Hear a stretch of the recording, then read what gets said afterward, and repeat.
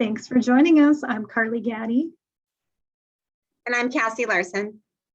And we host a podcast called Here for the Kids through the Fargo Public Schools. That's right. We would like to thank the PTA conference for hosting us, and we apologize that we are here over pre-recorded video and not live with you today, but we are hopeful that you are having a great conference and that we will be sharing some information that you find valuable.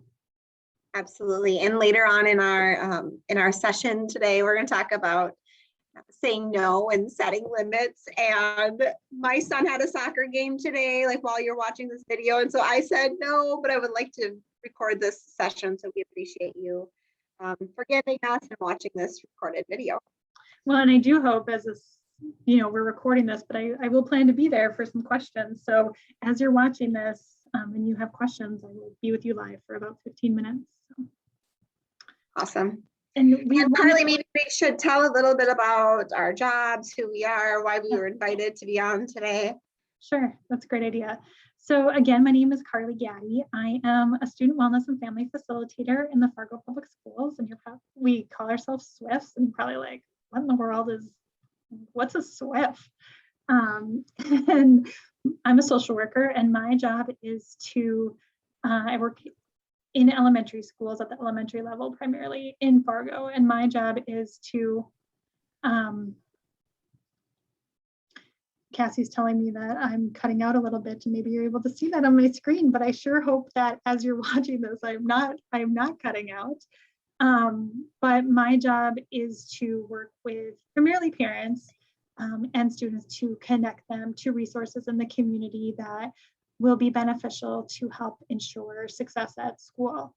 This can be many things. This can be helping families with food or clothing, so kids aren't coming to school with empty bellies. It can be larger things like applying for insurance or connecting to mental health services in the community, doctor's appointments, things, just whatever it takes for students to be successful in school. And I am a school counselor at Eagles Elementary School in Fargo. And school counselors are a really unique job, I think. I always tell kids that I have the best job because my job is just to help all the kids in the building. And while I know that elementary looks a little bit different than middle school and high school, I would say that overall our job is to help students with academic success, social and emotional success, and then also with career success, so preparing our children to be successful in the world beyond school. But as an elementary counselor, I do frequent classroom lessons on emotion management, empathy, problem solving. And then the rest of the time I spend with individuals and groups, and we really do talk about anything related to social and emotional or mental health stress, right? So friendship, grief and loss, changing families, mood, feeling sad, anxiety, worries, and it's meant to be like a short-term solution. So hopefully things improve after 6 to 8 visits with a student. And if they don't, then I will refer on to therapists in our community to help kids. So it's just like a great first stop in helping kids with their mental health and their social and emotional struggles, and then referring on as needed. And we feel fortunate to also be advocates in our community. And so that's something that Carly and I are really passionate about, is sharing information with our community, with parents, stakeholders in the public school, and helping to guide families along that path as well. So a couple of years ago, Carly came to me and said, like, hey, I have this great idea that we should have a podcast. And so that's where Here for the Kids really came out, to be able to share snippets and information about social and emotional stress, mental health, general well-being for children. Mm-hmm. Yeah, and it kind of came out, it originally came out as a podcast, thinking 10 to 15 minutes on a topic as people drive across town, right? After dropping their kids off at school, maybe, or headed to work or home from work. And then with the pandemic, as so many things shifted, we decided that, well, actually, we recorded a session and didn't realize we also recorded video. And then because, we're so techy, and then got some feedback that people really enjoyed seeing us. And so hence we then started video. We now have a YouTube channel. And so if you're interested in some of our other topics, you can access them on our YouTube site, which I will link. Perfect. So today we were invited to talk about stress, and I think that this is a very broad topic that really could lead lots of different ways. But I also think it's a super relevant topic because we are all really stressed out. Absolutely. Maybe Carly, I am. I'm really stressed out.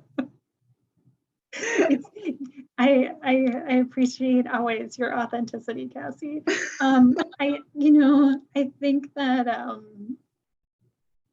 for me, stress is something that kind of ebbs and flows. Yeah. But I feel like I feel like here we are. It is the middle of September, and I feel like I am carrying the weight of for the school year, of typically how I feel in February, and we're just a couple weeks in. And I think, I don't want to get too far before we express some gratitude, but I will say that I know that I felt it coming back this school year, because I felt such relief and hope at the end of last school year, feeling like we made it through this year. And then COVID's over, masks are over, vaccines are here, right? Yes, absolutely. It was like, and now we're back and we're doing it, and it's good, but there's still the COVID restrictions and masks, and it's this reminder that we are in this, what is feeling like a never-ending pandemic. So we'll touch on these things. Okay, so we're going to talk about stress. Carly and I love to talk about gratitude. So we're going to talk about gratitude and the wonderful benefits it has for our brain and brain development.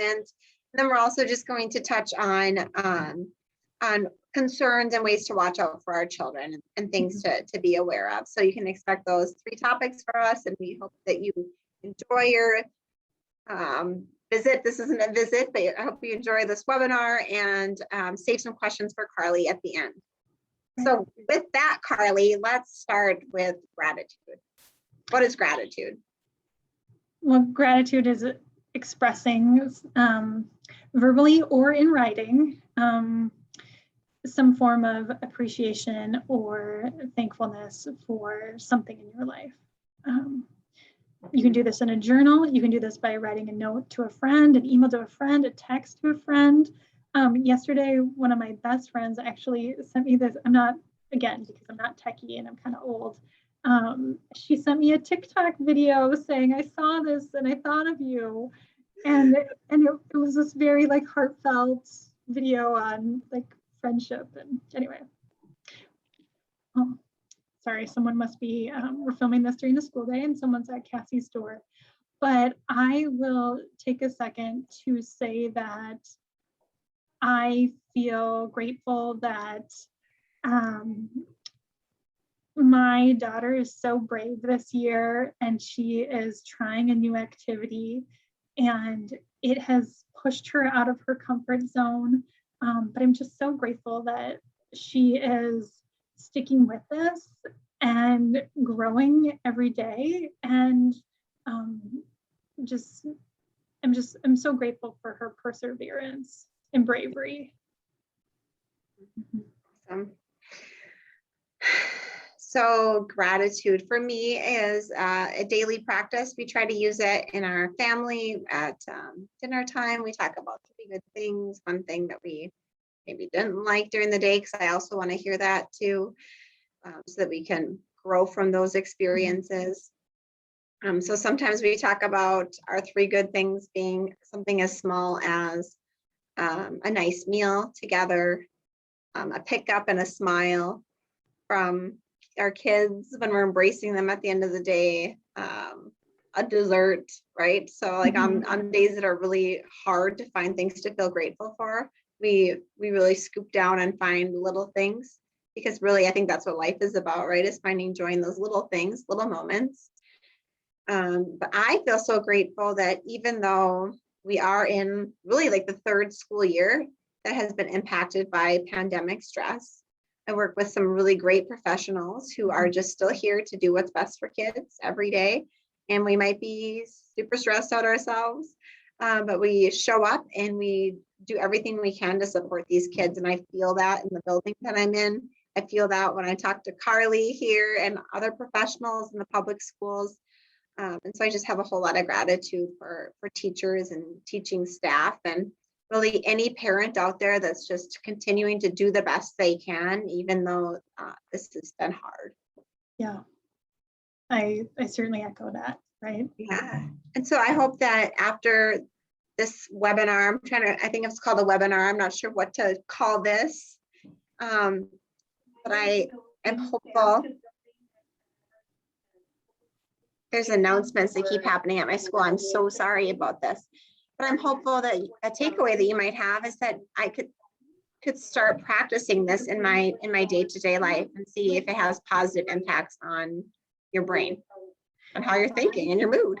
Great. And I would encourage anyone right now who's watching this, from their home, take out your phone, send a quick text to a friend or someone maybe you haven't communicated with for a while saying, I appreciate you, or I'm thinking of you.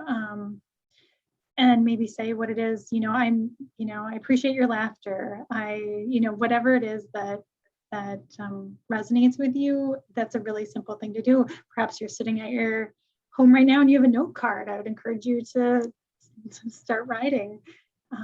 And like Cassie said, we do this at my dinner table as well. We take time to express gratitude. And it can, as Cassie mentioned, it can be about really simple things. The rule that we have at our house is it can't be what you mentioned yesterday. So you have to, maybe it was dessert last night is one of the things. So tonight I maybe hope that you're grateful we're having your favorite vegetable. I don't know. But you can't say recess every day. I like recess. I like recess. I like recess. It's a good rule. Yeah. But certainly one way to help manage stress, because sometimes I think when we feel so overwhelmed, we start seeing the negative. And this is a way to remind ourselves of the positive things that are occurring in our lives. So. This is reminding me of a conversation I had with a student yesterday, and she just was really feeling a lot on her plate, a fifth grader. She had all this stuff going on. And I said to her, like, well, what is something that is usually helpful for you? And she said, well, I try to turn my negative ants into positive ants. And I'm like, tell me about that. And she said, well, they're like ants in my brain because they invade and they feel like they're everywhere, these negative thoughts. And I try to pick one at a time and turn it into a positive thought. And like, maybe that's kind of a gross description, but like it really stuck with me, like the way that they do. Negativity just kind of creeps in, and it's really easy to let it take over. And so by training your brain to think more positively, we're also slowly training it to get rid of those negative thoughts that creep in and consume us. And so I think it's a really great practice to have. Yeah. I was probably stuck on the ants. I am stuck on the ants. I am.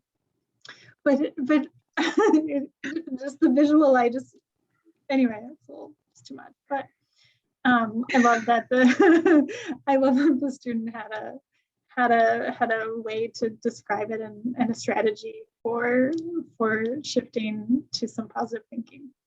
Poor Carly, she never knows what I'm going to say. So this is not scripted, people. I apologize. So, but let's take a minute and talk a little bit about, why we're probably feeling stressed. As you mentioned, Cassie, this is the third school year impacted by the pandemic. I don't think that, in March of 2019, right, that when school, 2020, sorry, yeah, yes, my year. I was like, wasn't that long? Thank you for correcting my year. That March, when school closed and we went remote, I don't know that I thought I was going to be sitting here still in a pandemic in September of 2021. I remember someone saying at that time, like, this might last until like September of 2020. And I was like, what? We're gonna go back to the school year with this? No. And so it's been long. And I think we've asked a lot of parents during this time, school personnel for sure. I mean, we are all in this together, but I know that people are tired.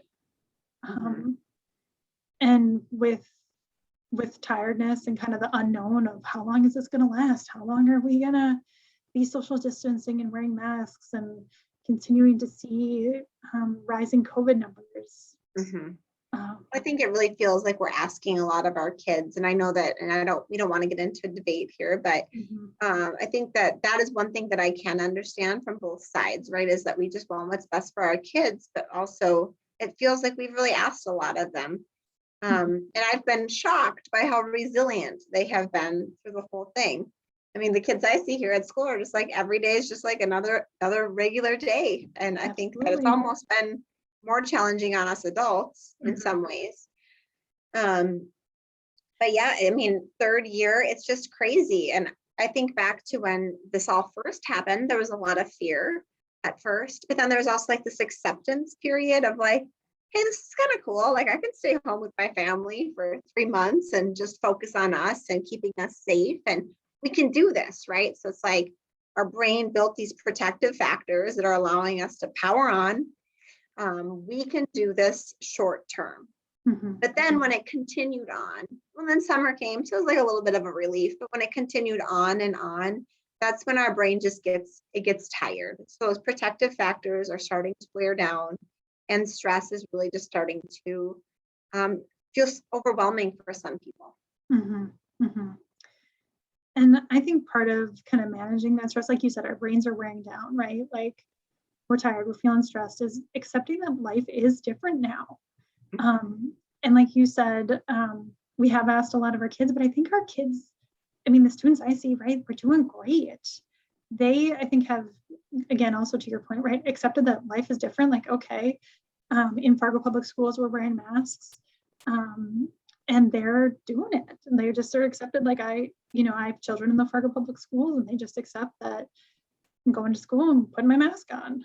Yeah, I would say an exception to that, Carly, would be, I did see with some kids that were really isolated, that was hard. Some kids like that. Some kids would maybe prefer to always be at home because it feels safe there, right?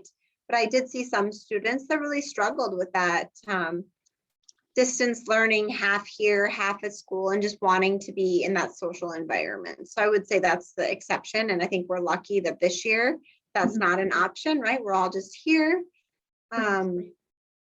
together in this together. But I think kind of that acceptance of life is different is like the phases that we've gone through with school, right? Like school is closed down, school is hybrid, school could be full-time virtual, and now school is for most students full-time in person, unless they've chosen a different option. So yep. And I know that some families that's scary too, right? So that's another layer, but it is knowing that that we are all in the same position. And I think that's helpful. It's helpful to for me anyways, in moments of it's like, wait a minute, we are all in this same position. Every person in the world is experiencing the same pandemic. And there is some sort of comfort in that, right? That we are all going through the same experience. You might have different ideas than me. I might have different ideas than you. But when it comes down to it, we are all still living in the same reality. And we're not alone. No, we're not alone. Right. And then I think along those lines, really remembering to reach out to those people that you do feel comfortable with, that you do feel like provide you with the support that you need. Right. That's a protective factor. Right, because I think that, you and I last year had many conversations, Cassie, about, just the ongoing pandemic and stress. And I'd, reach out and be like, Cassie, this is feeling overwhelming today. This is feeling stressful today. And like you said, everyone can understand this right now because everyone is experiencing and living it. I'm not laughing because this is funny, but I just have this reminder of like how many times I like cried last year in my office. And so maybe this year has been a better year because I haven't done that yet. It does get so overwhelming sometimes. Yes, it's overwhelming, and feelings should be acknowledged and experienced. And also, I think that's part of grief, which I think this pandemic has caused a lot of grief and loss for people. Maybe people have lost a loved one.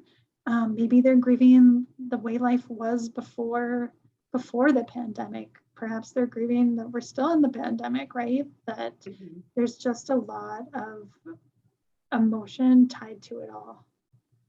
Yes, and I think it's so important to acknowledge that that's okay. It's okay. Absolutely. Any way that you're feeling is okay. Maybe you're watching this and thinking, I feel fine. That's okay too. But it's also okay if you're not feeling fine, because this is really hard. And if you feel like your kids maybe aren't feeling fine, like we're talking about how kids are resilient. Kids are resilient, but maybe some of our kids are having a really hard time with this. And that's okay too. Right. It's important to acknowledge all the different stages and feelings that people might be having. And I think when I think about this, it's almost like toxic stress, really, like the day-to-day stress after stress after stress. We really need to be able to develop things in our lives that are going to provide comfort and provide relief. And I'm hoping that that's one positive thing that comes out of the pandemic. I just read on, I saw a clip on CNN, I think it was, that dads are reevaluating their workload after spending so much extra time with their family, like statistically, I guess, during the pandemic. And so I do hope that there's positives that come out of this experience for us. And if it is things like looking at our health, right? Looking at our wellness, taking the time to go for walks, taking the time to have physical fitness, taking the time to spend more time together. Because those are protective factors actually that will help mood, help reduce stress, but also really improve relationships in our lives too. So that's a hope of mine, is that we have some good things that come out of this. Yeah, well, I think a lot of the things you just named are those resiliency pieces, right? Like paying attention to nutrition, getting some physical activity, whatever that is, if that's a walk, if it's yoga, if it's, whatever you enjoy doing. Looking at that kind of like work-life balance and how many hours am I working? How can I change that? And then strengthening relationships. And with friends or family members, reaching out, talking, connecting, however you are comfortable with during this time. Yes, and renewing yourself, right? All those things will allow you to push reset. I know we did a podcast last year on like hitting reset, right? Like allowing yourself to take a break and to kind of start each day new with some positivity. Right.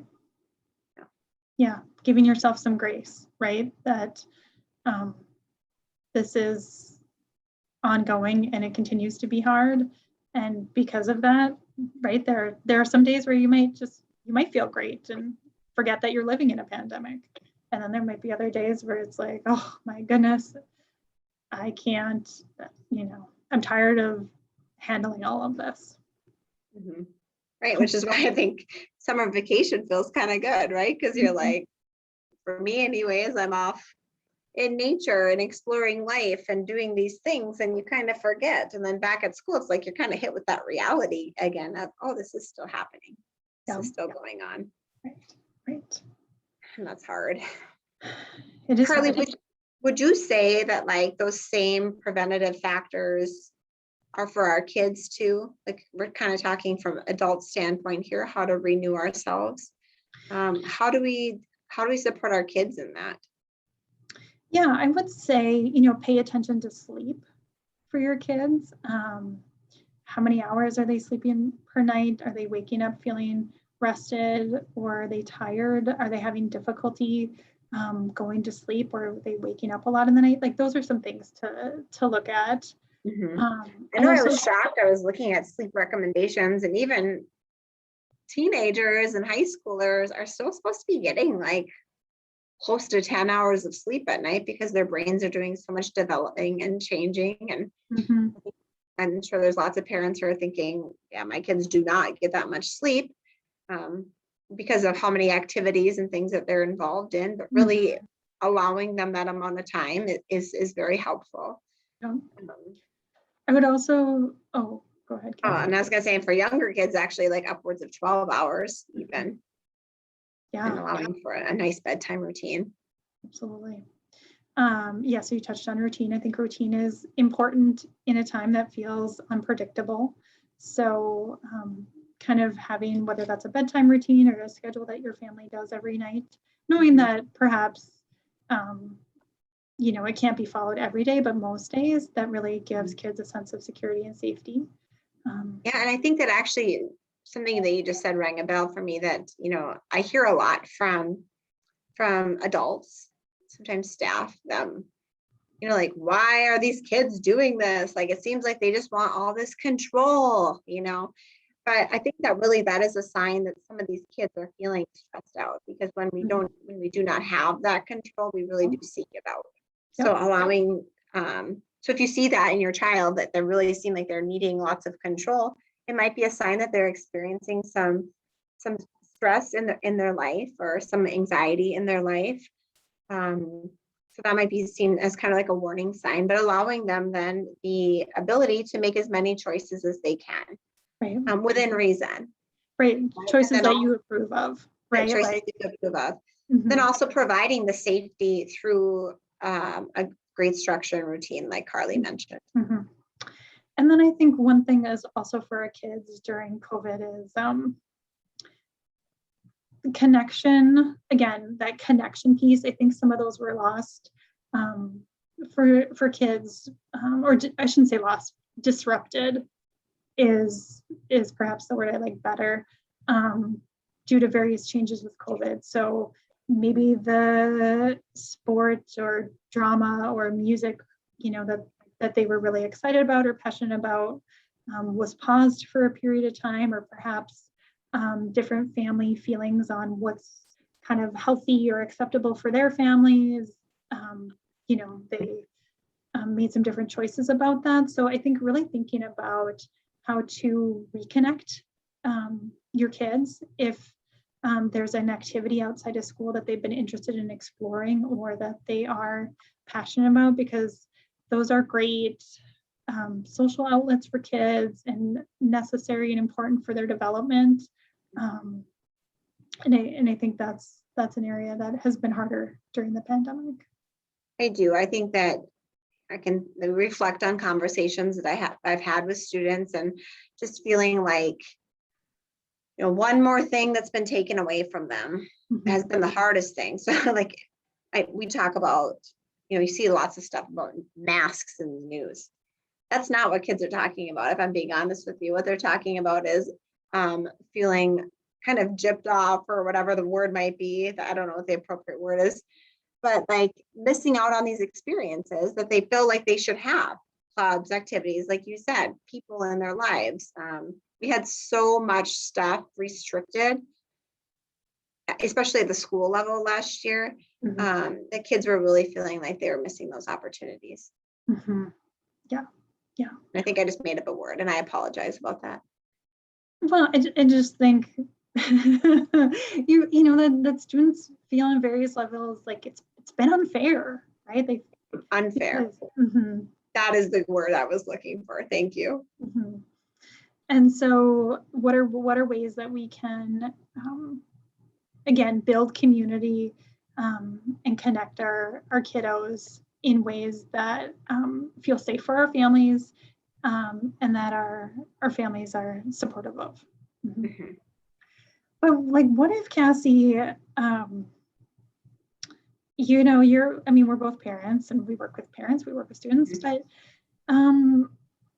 what if you're like watching your kiddo or you're talking to a friend and they're like, I don't think my child, my child seems to be struggling to manage, struggling just, or maybe even just struggling right now. What would you say? Are there questions you would ask? How would you?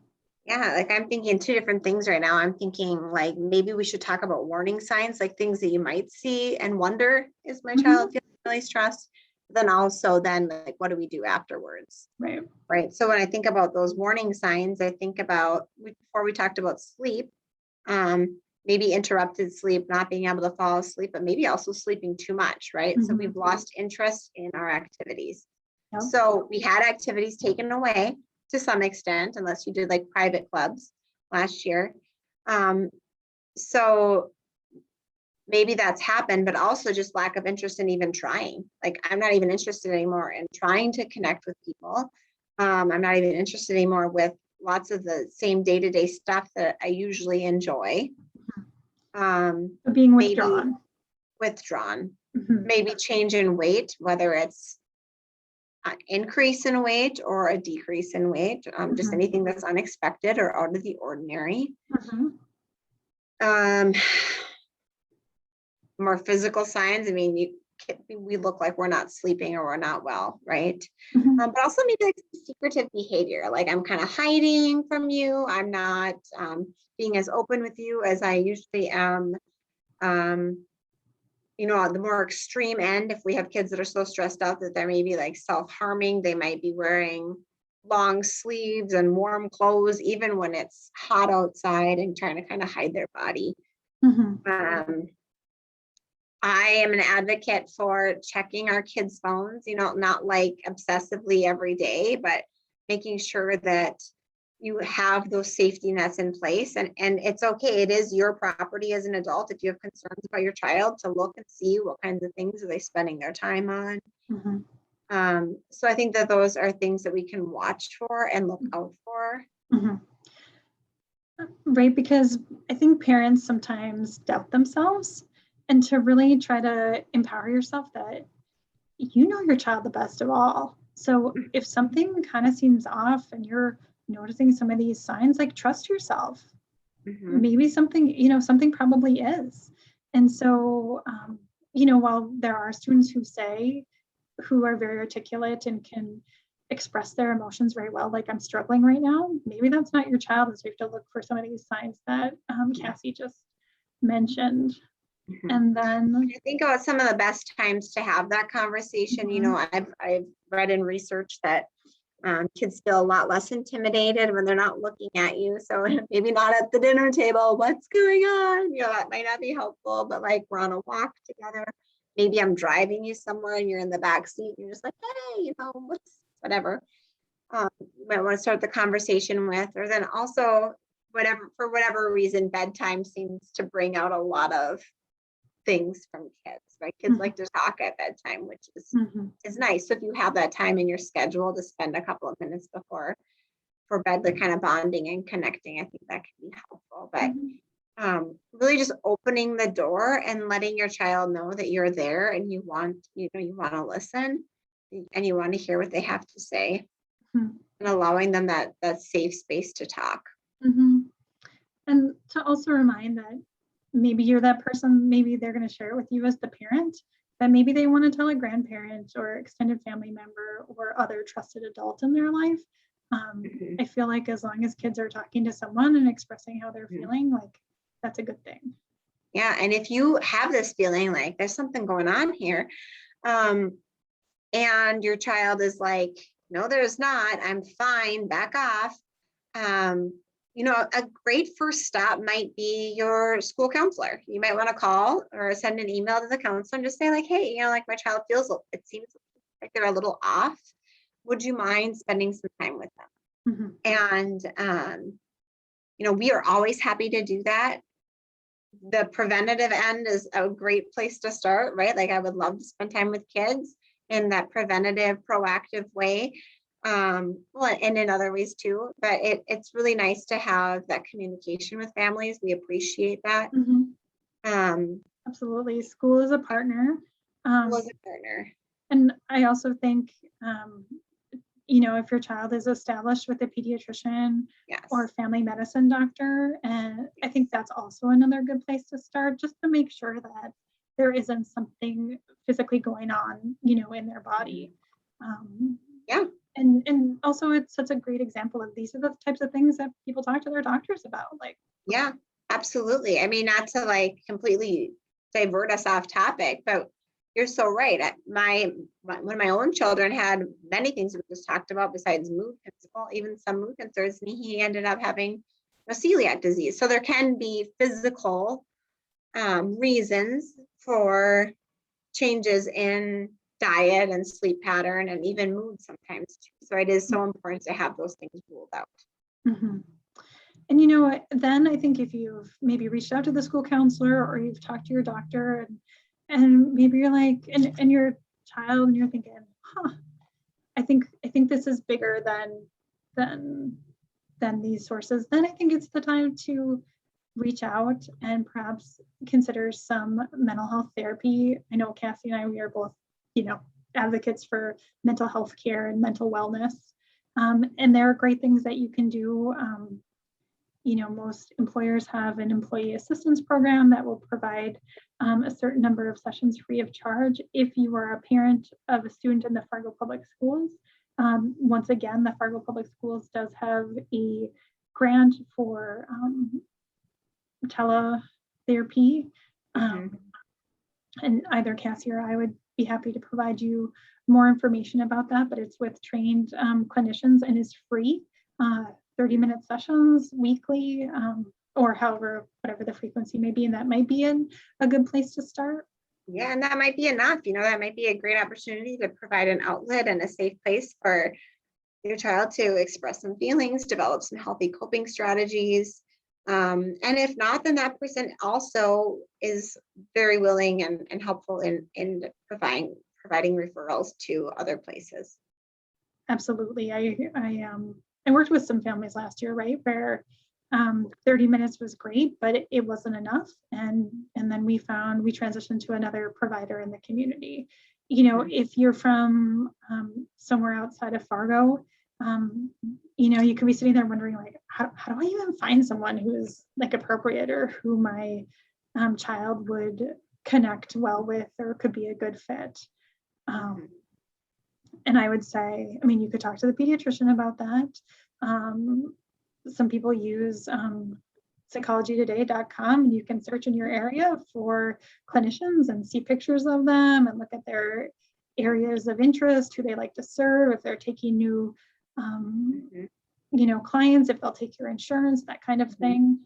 Yeah, and I'm not sure who our PT audience is today, like from what locations, but I think one positive that has come, another positive from this pandemic experience is telemental health. So you're in a rural community that maybe doesn't traditionally have a licensed professional in the mental health realm, or maybe even a school counselor. I guess I'm not sure if everybody has a school counselor or not.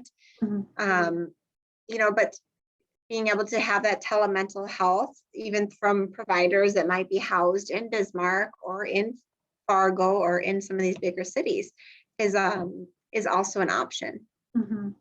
Well, and I know that I talked last year on, I don't know, probably at least one, if not more, of our episodes about the confidentiality piece. And I know that people in more rural communities and people in big towns worry about running into the person that they're seeing or that their child is seeing while they're out and about in the community. And that's a perhaps strength of telehealth.